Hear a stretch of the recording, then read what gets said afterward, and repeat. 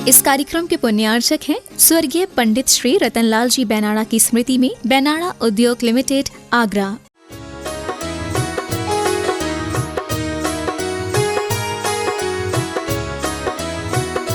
हस्तावञ्जलये कथा श्रुतिरतः करेणोक्षि सम्प्रेक्ष्यते स्वस्तत्यां व्यसनं शिरोनतिपरं सेवीदृशीयेन ते तेजस्वी सुजनोऽहमेव सुकृते तेनैव तेजः पते तेनैव तेजः पते। बोले देवादिदेव अतिशयकारी श्री चिंतामणि पार्श्वनाथ भगवान की, संत शिरोमणि आचार्य भगवान गुरुदेव विद्यासागर जी महाराज की जय। पूज्य निर्यापक मुनि पुंगव श्री सुधा सागर जी महाराज की जय। मुनि श्री प्रणम्य सागर जी महाराज की जय। बोलिए परम पूज्य मुनि श्री वीर सागर जी महाराज की जय। समस्त मुनि संघ की जय। महाराज श्री सूर्यनगर से practical way of life team गुरुवर के चरणों में बारंबार नमोस्तु करते हुए आज गुरुवर के अवतरण दिवस पर सभी को हार्दिक बधाई। महाराज श्री, वैराग्य क्या है, ये कैसे होता है और आपको अपने जीवन में वैराग्य कैसे आया, कृपया मार्गदर्शन करें। यहाँ पर अपन सभी लोग ध्यान करने के लिए एकत्रित हुए।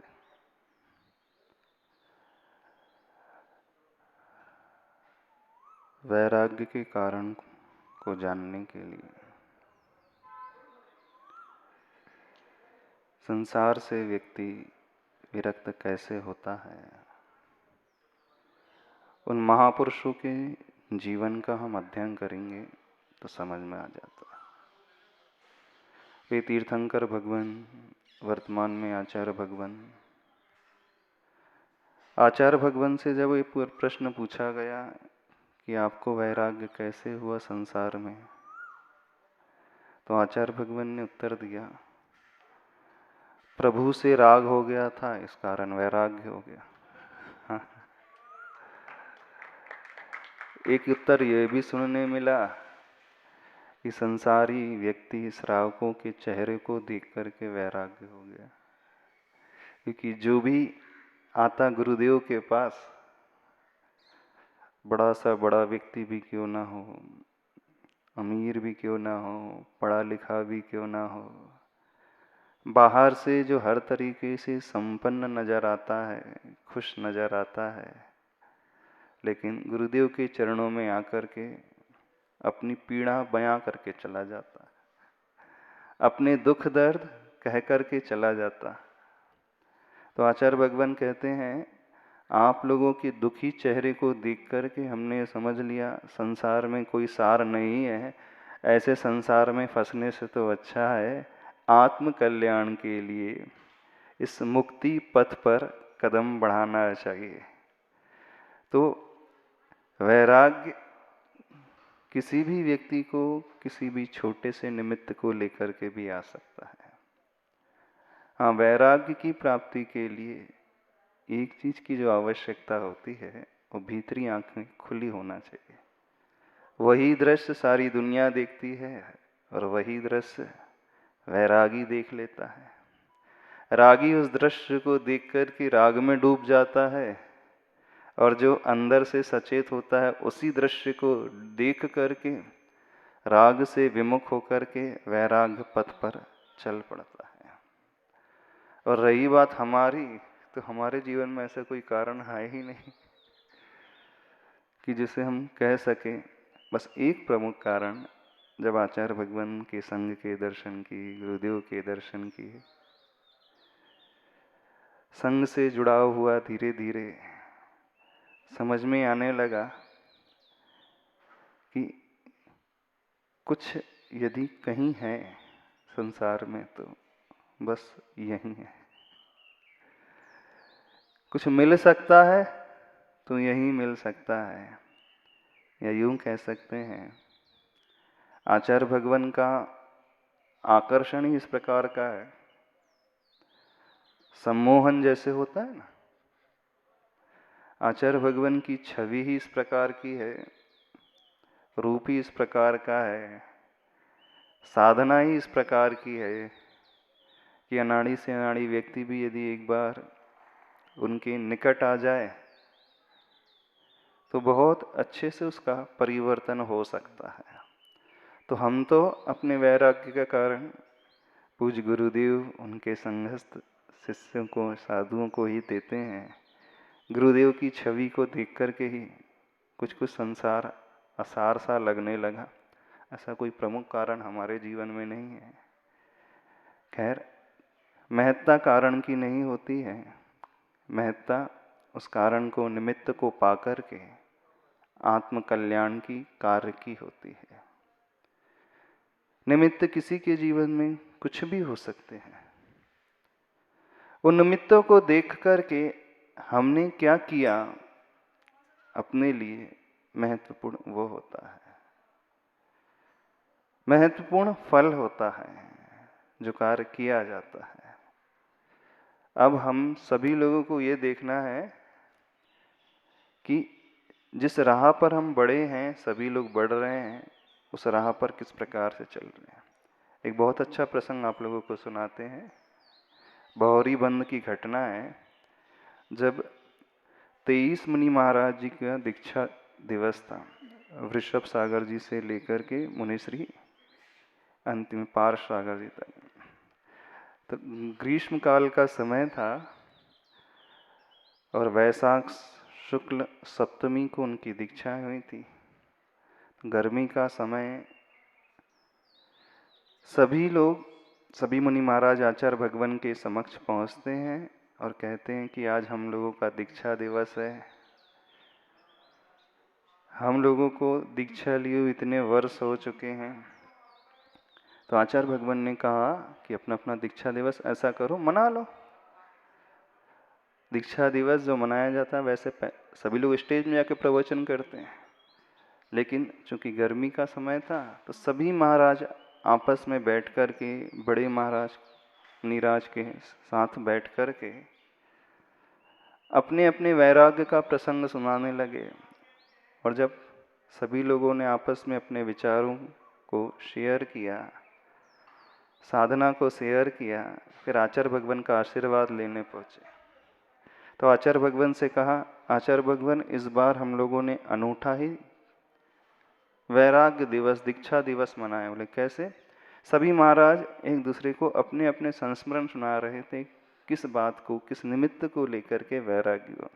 तो आचार्य भगवान ने एक बहुत अच्छी बात कही थी, वैराग्य अब यह नहीं देखना कि वैराग्य कैसे उत्पन्न हुआ, बोले अब यह देखना कि वर्तमान में वैराग्य अब कैसा है।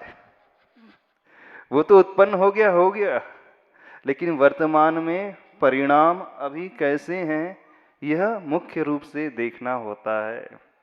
तो सभी लोगों से यह कहना है, अपने अपने परिणामों का अध्ययन करें।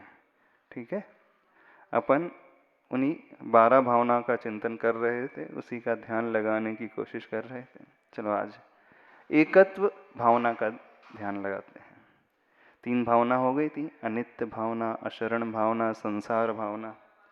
और एकत्व भावना और कुछ नहीं है, सबसे प्रमुख भावना मानी जाती है राग से वैराग्य की ओर बढ़ने के लिए। आचार्य भगवान एक बात और कहते हैं, श्रावकों लोगों को ज़्यादा उपदेश देना वैसे उनके बस की तो बात है नहीं, वो सिर्फ यहाँ से सुनते और यहाँ से निकाल देते हैं, करते धरते तो कुछ है नहीं, है ना? सत्य कह रहे हैं ना?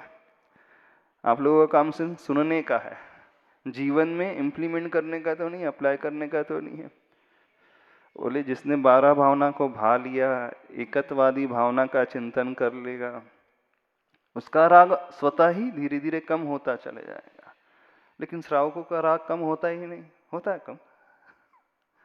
आप कहोगे महाराज जी फंसे हुए हैं, पचड़े में फंसे हुए हैं, जंजाल है, मकड़ी का जाल है, अब गृहस्थी बसा ली है, परिवार है, बच्चे हैं, अब चाह करके भी नहीं छोड़ सकते। हाँ ठीक है, हम नहीं कह रहे आपसे छोड़ दो, लेकिन कुछ तो ऐसा होना चाहिए कि जैसा जीवन अभी तक था, जितनी गहरी आसक्ति अभी तक थी, जितना गहरा राग अभी तक है संसार में, परिवार में, मित्रों में, बच्चों में, अन्य फैमिली मेंबर्स में, कम से कम संसार की यथार्थता, वास्तविकता को जानो तो सही।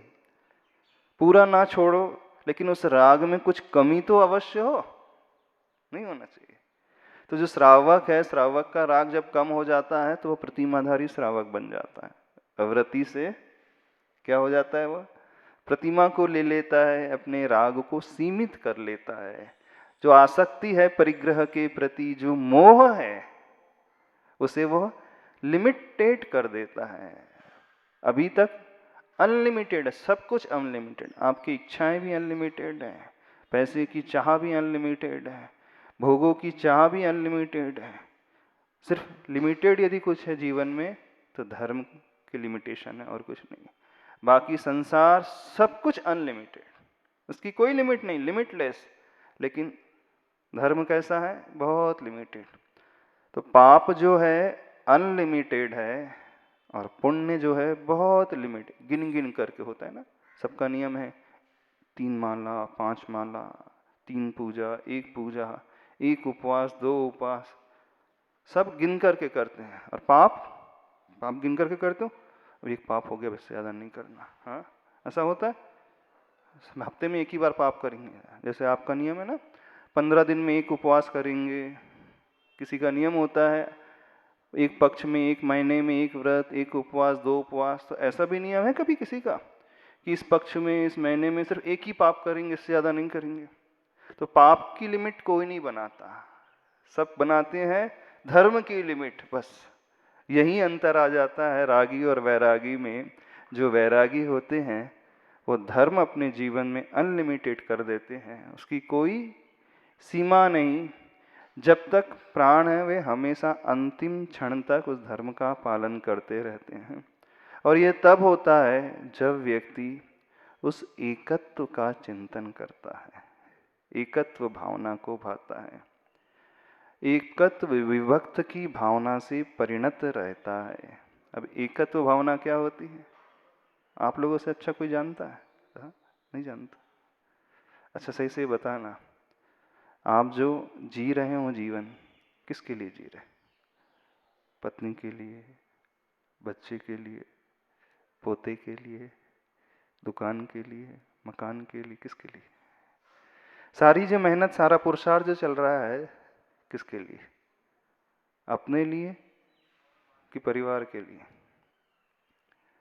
अच्छा, आपकी पत्नी आपको चाहती है कि आपके द्वारा दी हुई सुविधाओं को चाहती? ध्यान से सोच करके बोलना। आपका बेटा आपसे प्रेम करता है कि आपकी दौलत से प्रेम करता है? आप अपने बेटे का पालन पोषण करते हो, उससे प्रेम करते हो इसलिए कि बुढ़ापे में काम आएगा इसलिए? समझना, हर जगह स्वार्थ है, कोई रिश्ता नहीं है। जिसे आप रिश्ता कह रहे हो, आचार्य भगवान कहते हैं रिश्ता वो होता है जो हमेशा रिश्ते रहे। रिश्ता का अर्थ जानते हो ना, घाव में से मवाद रिश्ते रहती है, टैंक में से पानी रिश्ता रहता है, बहते रहता है। तो सांसारिक रिश्ते कैसे होते हैं? जो हमेशा रिश्ते ही रहते हैं, बहते ही रहते हैं। कोई भी व्यक्ति, सांसारिक व्यक्ति दूसरों को चाह नहीं रहा है, सिर्फ अपने स्वार्थ को चाह रहा है। आपकी पत्नी कहाँ तक आपका साथ देगी, बताना, कहाँ तक देगी वाइफ? कमला चलत न पैंड जाए, मरघट तक परिवार, ऐसे ना। लेकिन सब छोड़ करके गए, सारी व्यवस्था बना कर गए, इसका ज़्यादा दुख नहीं होगा। हाँ, यदि व्यवस्था पूरी नहीं है, आपकी कमाए बगैर एक दिन भी नहीं चल सकता, तो वो ज़्यादा रोएगी। तो क्यों रो रही है वो? आपके वियोग में नहीं, अपनी सुविधाएं पूरी नहीं हो रही, इस कारण रो रही। सत्य कह रहे हैं। बेटा आपको नहीं चाह रहा, विल क्या बनाई है वो चाह रहा है, वो प्रॉपर्टी कितनी मेरे नाम में वो चाह रहा है, और पति भी पत्नी को चाहता है? सही सही बताओ, पत्नी को चाहते हो कि शरीर को चाहते हो? सब अपनी इच्छाओं को पूर्ति करने में लगे हुए हैं, किसी से किसी को कोई प्रयोजन नहीं है, सत्य बात बता रहे हैं। चाहे पुत्र हो, चाहे पुत्री हो, चाहे पिता हो, चाहे माँ हो, चाहे दादा हो। दादा को भी बहुत दुख होता है। क्यों दुख होता है?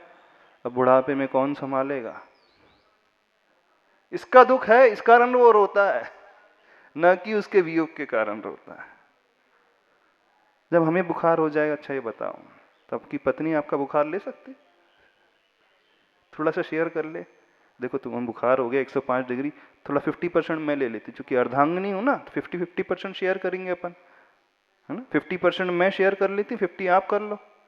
नहीं होता, भुगतना स्वयं को ही पड़ता है, हर दुख स्वयं भोगना पड़ता है। दुनिया में कोई किसी का है ही नहीं, बड़ा कड़वा सत्य है। लेकिन आचार्य भगवान कहते हैं श्रावक सुनना पसंद नहीं करता। हम बोल अवश्य रहे हैं, लेकिन आपको भी पिंच कर रहा होगा, महाराज ऐसा मत बोलो। नहीं, हम तो अपनी पत्नी से प्रेम करते हैं, पति को चाहते हैं, हमारी इच्छा पैसे के प्रति नहीं, ये सब कहने की बातें हैं। 3 पुत्र हैं, एक बच्चा कमाता है, 2 कमाते नहीं है। जो कमाता नहीं है उसको कुछ हो जाए तो ज्यादा दुख नहीं होगा, जो ज्यादा कमा रहा है ज्यादा दुख हो जाएगा। क्यों? अब ये कमाऊ पूत है, अब ये ही चल दिया कोरोना काल में, तो अब क्या होगा? पुत्र के जाने का दुख नहीं है, अब संभालेगा कौन परिवार को, इसका दुख है। बिल्कुल कड़वा सत्य है, सत्य है कि नहीं? यदि आदिनाथ पुराण पढ़ा हो, देखना, आज राजा श्रेयांश ने आदिनाथ भगवान को आहार दान दिए थे ना, तो राजा श्रेयांश उनकी सेवा करने वाला हो गया। पूर्व भाव में वही उनकी पत्नी था, उसके बाद अगले भाव में वही उनका बेटा बन गया, जो पत्नी थी वही बेटा बन गई। फिर आदिनाथ भगवान के पर्याय में जब आए तो वो एक दूसरा राजा बन गया। सोचो, आप जिसे पत्नी समझ रहे हैं, अगले भाव में वही बेटा बन करके आ गया, और जिसे वो बेटा समझ रहा है अगले भाव में उसका मित्र बन करके आ गया, और जो आज मित्र है वो अगले भाव में शत्रु बन करके आ गया। आप चाह किसे रहे हैं? पिता को, पुत्र को, पत्नी को किसे मान रहे हैं? वो भी तात्कालिक संबंध है, उसके बाद कुछ नहीं है। तो हर आत्मा को स्वयं अपने सुख और अपने दुख भुगतना पड़ता है, कोई किसी का सहयोगी नहीं होता है। जिसने इस बात को समझ लिया उसके भीतर एकत्व भावना प्रकट हो जाएगी। बहाना चाहता है? नहीं बहाना चाहते आप लोग, बिल्कुल नहीं बहाना चाहते, डर लग जाएगा आपको। एको हम निर्ममः शुद्धो ज्ञानी योगींद्र गोचर। जो एकत्व भावना भाने वाला होता है वह सिर्फ इस आत्मा की शाश्वत सत्ता पर विश्वास करता है, और सारे रिश्ते संबंध को ऊपर से पालन करता है, लेकिन अंदर से उसका दृढ़ विश्वास होता है कोई किसी का नहीं। सुनना अच्छा नहीं लगता ना, वास्तविकता सुनना कोई नहीं चाहता। क्यों? क्योंकि फिर मेरे रिश्ते टूट जाएंगे, वो प्रगाढ़ राग नहीं रहेगा, वो आसक्ति नहीं रहेगी। तो वास्तविकता से परिचय कोई चाहता ही नहीं है, सिर्फ एक ऊपर जीना चाह रहे हैं, उससे अलावा कुछ नहीं। तो एकत्व भावना भाने वाले जीव होते हैं, वे तो मुनिराज ही होते हैं, तीर्थंकर ही होते हैं, बाकी गृहस्थों की बस की बात है नहीं। तो ऐसा तो नहीं हम भैंस के आगे भीन बजा रहे हैं। क्यों सुनील जी? हाँ, भैंस के आगे बीन तो नहीं बजा रहे हो? क्या कहावत है, भैंस के आगे बीन बजाने से कुछ होता है? हाईवे में जा रहे हो, कितना भी हॉर्न बजाओ, वो भैंस हटती ही नहीं है। हटती है? नहीं हटती है ना। तो हम कितना भी उपदेश दें, 12 भावना का चिंतन करें, ध्यान कराएं, कोई फर्क पड़ेगा? थोड़ा जोर से बोल। हमें ये बता दो कि आप कह दो कि महाराज जी भैंस के आगे बीन नहीं बजा रहे, पक्का है? हाँ, भैंस के आगे तो नहीं बजा रहे ना बीन। अच्छा, नहीं तो हाँ, थोड़े से आप स्टैंडर्ड वाले हैं, सुनते हैं। वो भैंस बतना है कि वो भैंस सुनती नहीं है, श्रावक सुन लेता है, बस इतना ही है। लेकिन करता धरता तो कुछ नहीं है।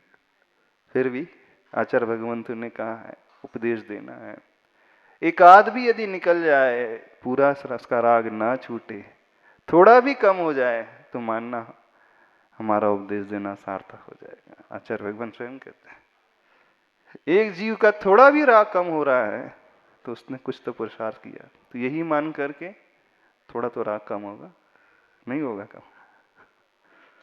बतलाओ तो सही। भैंस है, गाय है, क्या है, बैल है, क्या है? बताओ। गाय थोड़ी सी सुन लेती है, साइड दे देती है, गाड़ी को नहीं देती। कौन सा पशु साइड दे देता है? कोई नहीं देता। तो हम किसको संबोधन कर रहे हैं? श्रावकों को। वेरी गुड, बहुत अच्छा। चलो, करना है एकत्व भावना का ध्यान करना है। भ्रम टूट जाएगा आप लोगों का, सुख छूट जाएंगे। हाँ? हम लोगों के झांसे में मत आ जाना, नहीं तो सुविधाएं छूट जाएंगी, राग छूट जाएगा। हाँ? परिवार जो है जिसमें अभी आनंद आता है, फिर वो आनंद नहीं आएगा आपको। हो तो यार, उस आनंद को छोड़ने के लिए, उस राग को छोड़ने के लिए नहीं। अंदर से सोचो सही, वास्तविकता को जानो, कोई किसी का साथ नहीं देता। 12 भावना पढ़ते हो ना, एक तो भावना क्या कहती है? आप अकेला उतरे मरे अकेला होए, यूं कबहू न जीव को साथी सगाना। ये दूसरों के लिए है। हमारी पत्नी तो हमारे साथ देगी, बेटा साथ देगा, भाई साथ देगा, पिता साथ देंगे, पुत्री साथ देगी। ये जो एकत्व भावना किसके लिए? पड़ोसी के लिए। देखा, तू अकेला पैदा होता है, अकेला ही मरता है, कोई किसी का साथ नहीं देता, मेरे परिवार को छोड़कर। ऐसे है ना? क्या किसके लिए है ये? दूसरों को सुनाने के लिए। जिसे इसका गहरा विश्वास हो जाएगा, उसका जीवन बिल्कुल बदल जाएगा। तो एकत्व भावना, एक भावना माना, आत्मा की उस शाश्वत सत्ता को स्वीकारना, वही स्थिर रहती, वही नित्य रहती है। बाकी जितने भी संबंध है छूटने वाले, नष्ट होने वाले, तात्कालिक हैं, स्वार्थ को लिए हुए हैं, उससे ज्यादा कुछ नहीं। इस स्वार्थ के संबंध को छोड़ करके वास्तविक रूप को जानकर, स्वरूप को पहचान कर क्या करना है? इस भावना को भा करके अपने राग आसक्ति को कम करना है। तो इसकी भावना कैसी भाई जाती है? तो आचार्य पूज्यपाद स्वामी जी कहते हैं, एक चिंतन करना, एको हम निर्ममः शुद्धो ज्ञानी योगींद्र गोचर। हाई लेवल की तो बात नहीं है। मैं एक हूं, ममत्व से रहित हूं, शुद्ध हूं, ज्ञान से सहित हूं, योगियों के द्वारा देखा जाने वाला ऐसा आत्म तत्व हूं। आपके लिए क्या? परिवार सहित हो, है ना, ममता सहित हो, है ना, अशुद्धो, विकृतो, अज्ञानी, यही है। आचार्य भगवान कह रहे हैं कैसी भावना माना? एको हम। तो बोले, आप बोले एक की तो बात ही नहीं है, एक में तो जी नहीं पाओगे। हाँ, आप बोलोगे परिवार सहित हो हम यहाँ कह रहे हैं एको हम बोलना है, तो बोलेंगे नहीं, परिवार सहित हो हम बोलोगे आप। निर्ममत्व, तो बोले नहीं, ममता सहित हो हम, आप ऐसा बोलोगे। हम कहेंगे शुद्ध, तो बोले नहीं, हम अशुद्ध। क्या कर रहे हैं? चलो कुछ करो तो सही। रसरी आवत जात है सिल पर होत निशान, करत करत अभ्यास के जड़मती होत सुजान। हम तो ये मान रहे हैं अभ्यास करते करते हो सकता है कभी कान में जू रिंग जाए, थोड़ा सा राग आप लोगों का कम हो जाए, इसी भावना से। चलो 5 मुद्रा करते हैं। अरियन मुद्रा।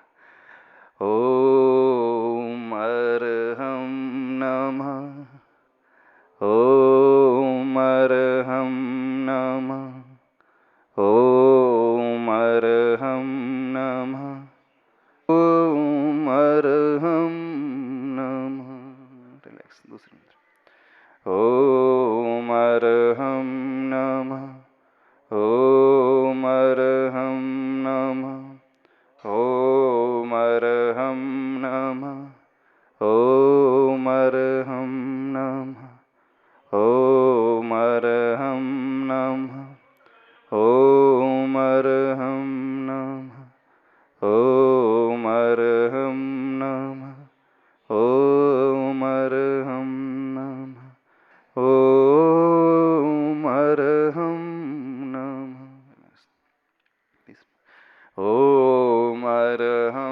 नमः ॐ अर्हं नमः ॐ अर्हं नमः ॐ अर्हं नमः ॐ अर्हं नमः ॐ अर्हं नमः ॐ अर्हं नमः ॐ अर्हं नमः ॐ अर्हं नमः। रिलैक्स। तीसरे में चौथे ॐ अर्हं नमः ॐ अर्हं नमः ॐ अर्हं नमः ॐ अर्हं नमः ॐ अर्हं नमः ॐ अर्हं नमः ॐ अर्हं नमः ॐ अर्हं नमः ॐ अर्हं नमः ॐ अर्हं नमः ॐ अर्हं नमः ॐ अर्हं नमः ॐ अर्हं नमः ॐ अर्हं नमः ॐ अर्हं नमः।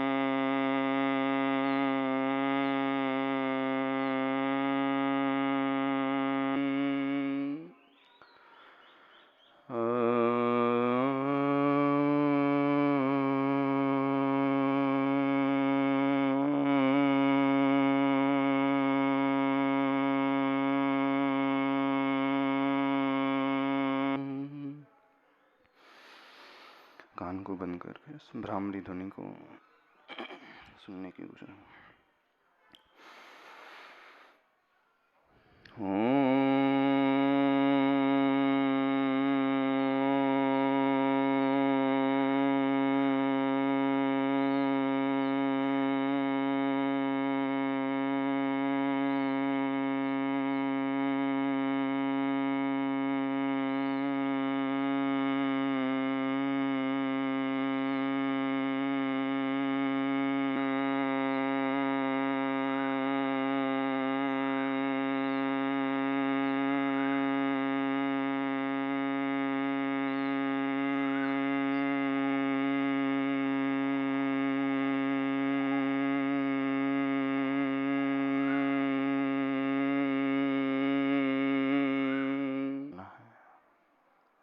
उसमें गहरी आसक्ति रखी है। इस भ्रम को तोड़ें।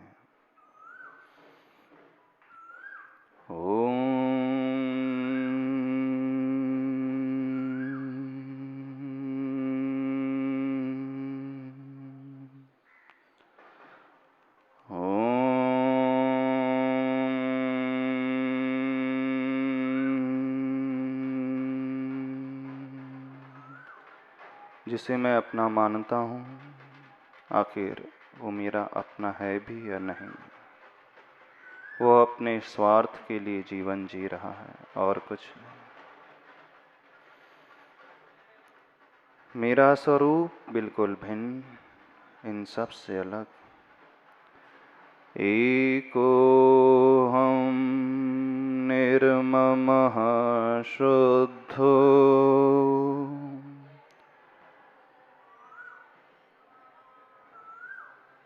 एको हम निर्ममः शुद्धो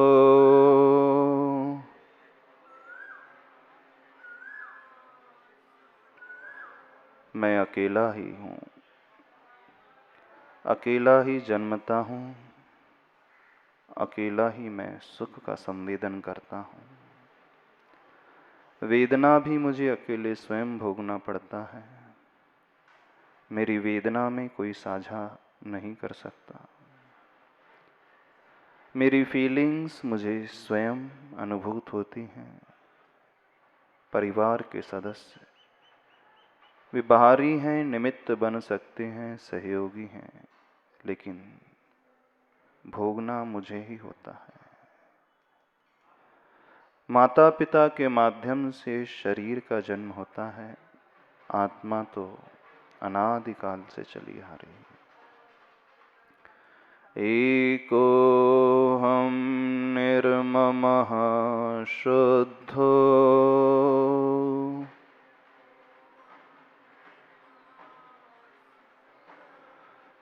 मरण होने पर कोई हमारे साथ नहीं जाएगा। जो प्रेम बहुत अधिक करता है वह भी यहीं रुक जाता है। मेरी यात्रा हमेशा एकाकी रहती है। एकाकी ही मुझे गमन करना है। एकाकी ही मैं आता हूँ, एकाकी ही सुख दुख का संवेदन करता हूँ। एकाकी ही मेरा गमन यहाँ से होता है। कोई मेरे साथ, मेरा अभिन्न प्रिय वह नहीं जा सकता। मैं इस आत्म स्वरूप को, एकत्व विभक्त को जान रहा हूँ। एको हम निर्ममः शुद्धो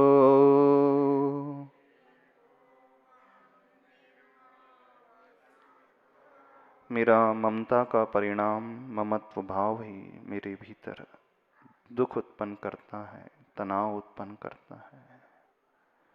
मेरा राग मुझे अभी हमेशा पीड़ित करता है। सामने वाले को कुछ होता है, मेरी गहरी आसक्ति मुझे दुखी कर रही है। मेरे दुख का कारण मेरा राग का भाव है, ममत्व का भाव है। वास्तव में मेरी आत्मा का स्वभाव ममता करना नहीं, राग करना नहीं, बल्कि ज्ञान और दर्शन वाला निर्ममत्व स्वभाव। एको हम निर्ममः शुद्धो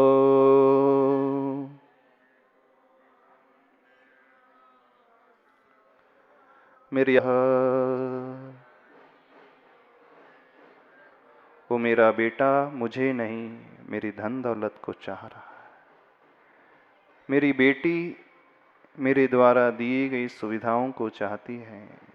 मेरी पत्नी मेरे शरीर से और धन वैभव से राग कर रही है। मेरी आत्मा को चाहने वाला सिर्फ मैं हूँ।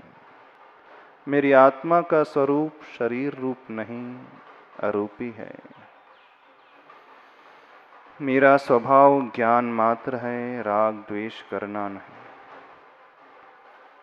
राग रहितो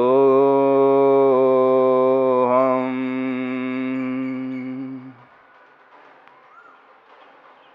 द्वेष रहितो हम, मोह रहितो हम। राग, द्वेष और मोह, ये तीन ही मेरे जीवन में भटकाने वाले हैं, दुखी करने वाले हैं। मैं इस राग से ऊपर उठ रहा हूँ। राग रहितो हम, द्वेष रहितो हम, मोह रहितो हम, ज्ञान स्वरूपो हम, दर्शन स्वभावो हम, विकल्प रहितो हम।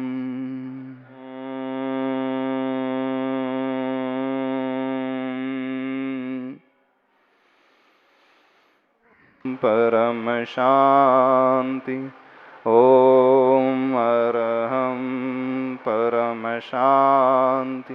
ओम अरहं परम शांति। सूर्य को अपने शरीर से स्पर्श करें। एक्सेशन संसार कल्याण के लिए संप्रेषण। बोले महावीर भगवान की, संत श्रोमणी आचार्य भगवान गुरुदेव विद्यासागर जी महाराज की।